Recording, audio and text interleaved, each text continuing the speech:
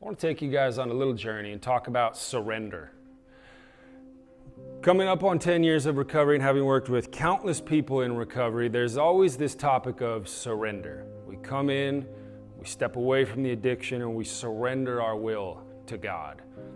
A lot of people get tripped up and confused in that little space right there. And my intention with this is to share what surrender looks like. Surrendering is not surrendering to defeat.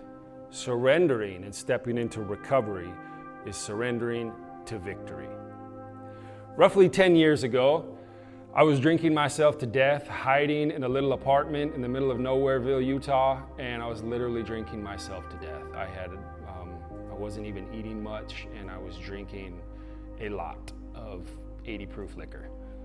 It got to the point where I was wanting, something had to change. There was something in me that was saying, it doesn't have to always be like this. There's got to be a change. There's got to be something different. I would see it in the lives of other people, and I would say, why can that person do it and I can't? And I always knew it was available. I just was clueless as to how and what and when and why. That part I had no idea to. There I was in the middle of Nowhereville, Utah, drinking myself to death. I called my parents. I said, listen, I can't do this. I need help. Of course, they agreed to help to try and get me into a treatment center. I was roughly 2 hours away, two and a half hours away from their house. All I had left was my car, a very small amount of belongings. My car had no license, no registration, and no insurance, and I had roughly a handful of warrants out for my arrest from just baggage I had accumulated through my active addiction. So there I am. I get in the car, start driving home. I'm headed home on the freeway, obviously looking in every mirror. Every time I went looking for cops, didn't want one to get behind me, trying to maneuver the road, and anxiety, worry, fear had become the normal culture in my life at that time. I get there to my parents' city. I pull off the freeway. I had memorized the roads because I knew which ones to drive on, so I didn't see police. I got off and I immediately wanted to get off the main road, and I wanted to get onto a back road to make it to their house. I pull off, I pull onto a back road. Sure enough, a cop pulls right up behind me. I try to speed off a little bit, and he noticed it, flipped his lights on immediately. I just pulled over. I knew the gig was over. This wasn't my first time interacting with the police, and I knew something in that moment. I knew I could not keep living this way. This wasn't, up to that point in my life, I had seen dozens of my friends die, not right before my eyes, but all around me, from car wrecks and overdoses and freak accidents and suicides, all because of addiction. And there I am, just as bad or worse than any of them, knowing that my time's up. I can't keep doing this. I don't know what this looks like, this surrender thing, but I just can't keep doing this. I'm sitting there in the car. I pull out my license. Cop's coming up to the window. I roll the window down. I hand him my license, and I say, here you go. I have no license, I have no registration, I have no insurance, and I have a handful of warrants out for my arrest. And I surrendered. I surrendered. Almost a little unknowingly at the time, to be honest, but I was so tired. I was so done. I didn't know how it was all going to change. I truly didn't, but I was completely done and I couldn't do it anymore. The police officer says, thank you. Okay. Almost as if he was saying, wow, all right, I can work with that. Thank you for being honest. I'm chain smoking cigarettes because I was also a smoker at that time, because I know I'm going to jail and I know I'm not going to be smoking in there. I'm sitting in the car. My life is flooding through my mind. Another squad car pulls up. I knew the drill. I'm sitting there and I prayed.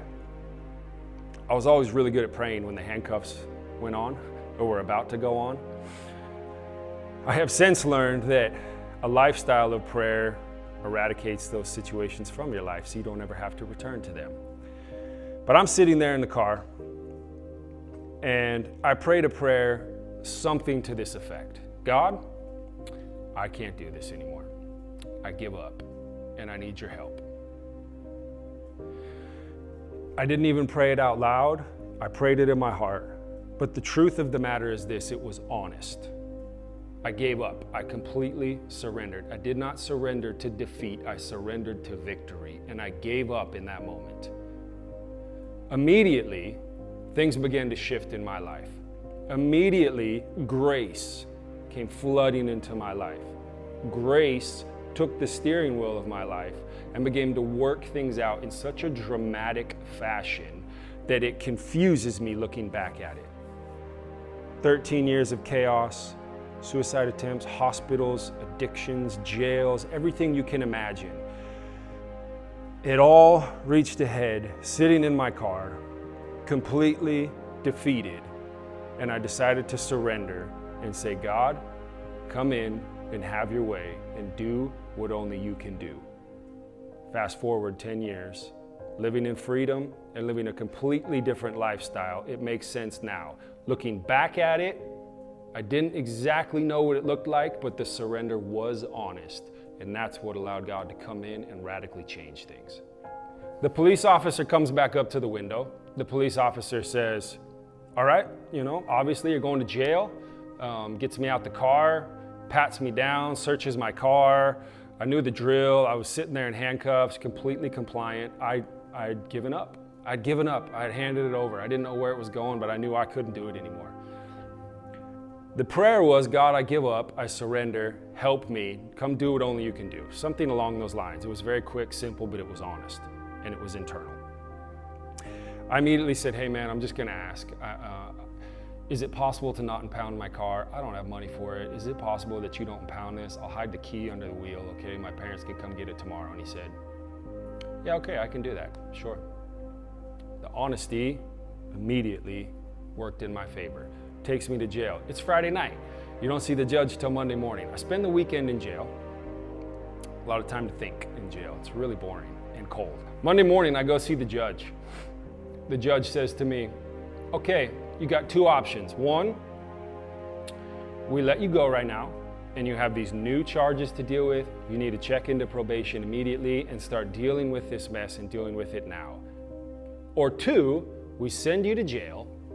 You go for 2 weeks and we wipe your slate clean. I thought about it right there in the courtroom in my nice orange jumpsuit with my nice shiny bracelets. I thought about it for about half a second. I said, please send me to jail, obviously. What I didn't know is immediately God was working on my behalf. Who gets their slate wiped clean for a 2-week jail sentence? This surrender positioned me for victory. I surrendered to victory. I went to jail. They even let me out a few days early. I didn't even stay the full 2 weeks. Immediately I got out and went to a treatment center just as I had told my parents and had told the people around me and was wanting to do. So there I was. I went up to treatment in Seattle. I was honest. I applied myself. It was 30 days. 30 days is no cure. It's no magic, snap of the fingers, but it's a start to lay a foundation to begin to shift your life. I went, I applied myself, I tried, I got out, and I had one more little check-in with this probation thing to just kind of finalize everything. I wrote a letter to go check in with the judge this one last time, and I said, I'm gonna be honest with you, I wanna move to California. I want to start doing AA, surrender my life to God. I need to change. I'm standing there in front of the court. This time I'm dressed nice. My slate has been wiped clean. This is the last little check-in thing. The judge reads it, hands it to the prosecuting attorney, district attorney. He reads it and they both agree. They're like, yeah, sounds good. Go ahead. Again, kind of reading into it, it was almost kind of like, yeah, please, get out of my city and don't come back. Maybe they were thinking that, maybe not. Regardless, there I was, free, surrendered to victory. Victory means freedom. They go hand in hand. I moved to California, I immediately start doing AA, I immediately start applying myself, my life starts changing dramatically. 4 months into it, I thought it would be a good idea to eat a handful of Vicodin and then drink for 2 more weeks.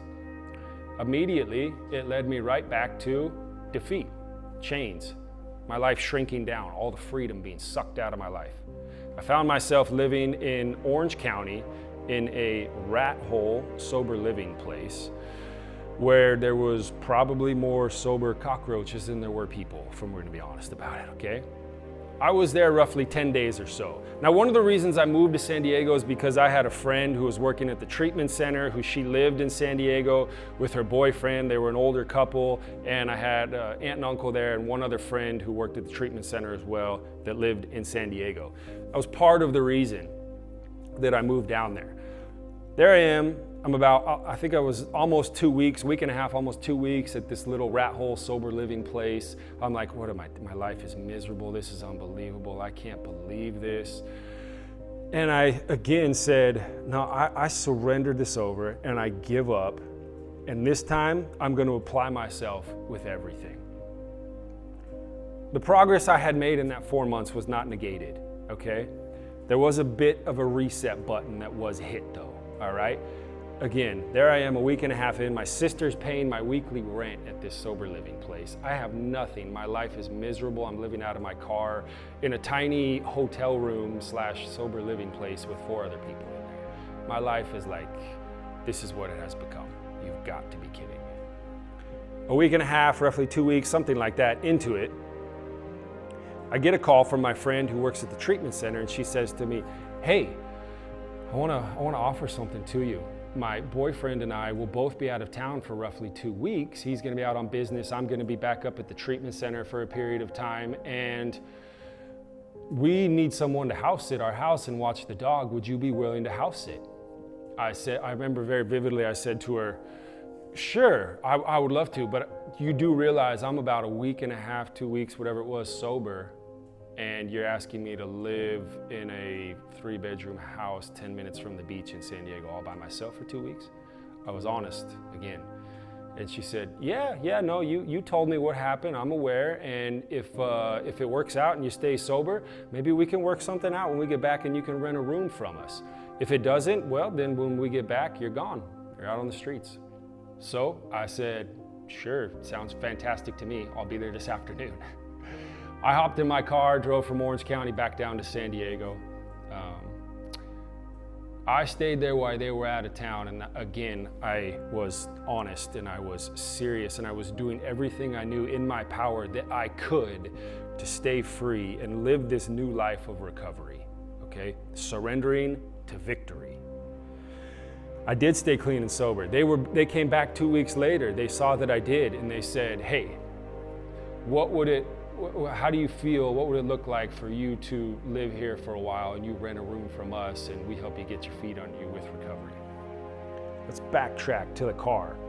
There I am in the car with the police. I said, God, I don't know how to do this. I give up, help. Slate gets wiped clean. I get out to San Diego. My thinking that hadn't been completely transformed quite yet led me back into some stupidity, for lack of a better way to put it. But I immediately hopped back in the saddle and said, I give up. I can't do this. My life has to change. I have to do something different. What happens? God does for me what I can't do for myself. He moves me into a house 10 minutes from the beach in San Diego. They even said, hey, while you're looking for a job, you just start looking for a job. While you're doing that, obviously you don't have money. We'll let you live here for the first month or two for free while you get that ironed out. Again, grace. Grace. Surrendering to victory. The posture of my heart determined what it was that was coming at me. So, I found a job. Life started changing very quickly and in a very beautiful fashion, which I will break down in more videos in detail. But this surrender is vital, okay? This surrender of saying, I cannot do it. I don't know how to do this, and God, I need your help. It's vulnerability, it's humility, and it's surrendering to victory. It's the starting place for every amazing story of recovery. It's the ending place because we stay in that place as we move forward.